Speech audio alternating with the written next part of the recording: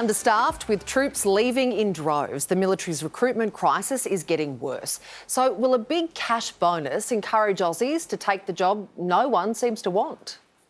In a bid to boost troop numbers, it's focusing on both recruitment and retention. A new cash bonus. The carrot, $40,000 to juniors who've served 4 years if they sign on for another 3.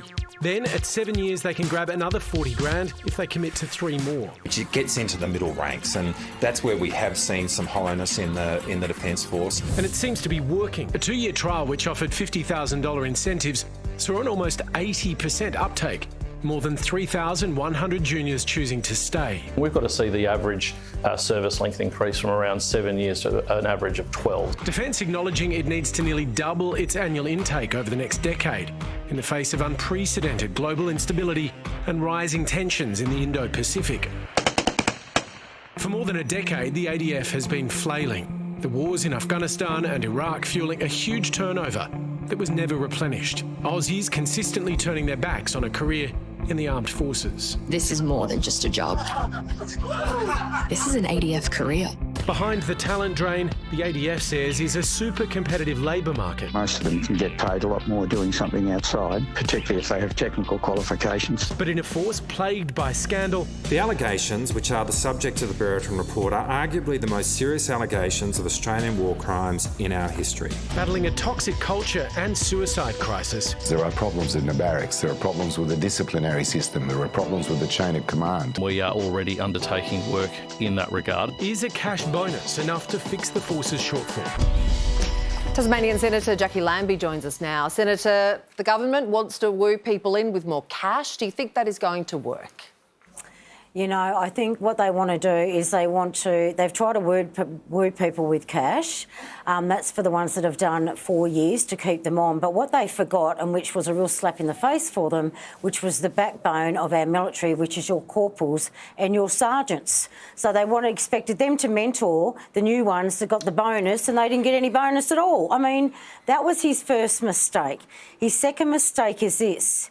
It's not about the cash when you are serving. The problem here is the Defence Minister is not doing anything about clearing out the leadership. Now, we heard a lot about the damage that the leadership was producing through the Royal Commission. So what he doesn't want to do, he doesn't want to touch where the problem is. It's interesting you say that, Jacqui, because obviously this is a job unlike any other job, because the ultimate requirement is that you may need to put your life on the line for your nation and for your fellow country people. So is money enough to incentivise people to possibly put their lives on the line?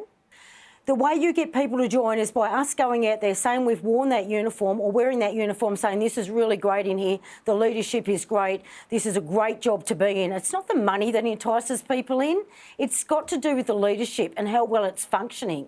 And it was brought out in the Royal Commission quite clearly, the leadership is rotten to the core and it is not functioning. That is the problem. I know your views on our military leadership have been pretty well ventilated over the years. I just wonder whether actually part of the resolution to the problem you're describing is ensuring that the younger generations in the Australian military stay, and that actually this sort of spending might be part of delivering the outcomes that you're wanting. Because I just wonder who's going to lead the military if the younger soldiers don't stick around. Because the people that are there already, your senior corporals or senior sergeants, if they stick around, they do the mentoring. They're the ones, the reason that they stick around. If they can see that the treatment of them is sitting in their face and that treatment is not good to them, then they don't want to stick around, mate. It's not just all about money, about serving. It's because you love your country. I mean, if you clear out all of the senior ranks of the military, who's going to lead it? What, are you telling me that the lower ranks couldn't lead our military? Because I tell you what, that would be a slap in the face to them. I'm asking you who. So the older ranks have had their chance. Okay, you have ranks ready to come up. What you need to do is get rid of the old guard so they can move up and take their jobs. Yeah. And until that is done, we're going to stay in this situation. Jacqui, we were chatting earlier in the show about a new poll that shows Aussies aren't into politicians getting freebies to like concert tickets and Qantas lounge upgrades. What do you think about that? And before you answer, bear in mind, I will offer you stand-up tickets to my show anytime you want them. Yeah, I think I certainly pay for most of my stuff. Usually if I get asked to a show and there's money involved, I give that money and pass it on to charity. That's what I do. Would you have to declare the tickets that Sam gives you? Only if they're over $300. Good news. Time to put them up, Sammy. I'll pop you on the door, Jacqui. We're in business. Mate, don't you have gold standard ones? They're about $310 or something, you know, then I can declare it. You could be my manager, actually. That's a great idea. I could make bank here. Jacqui Lambie, thank you very much. Thank you so much.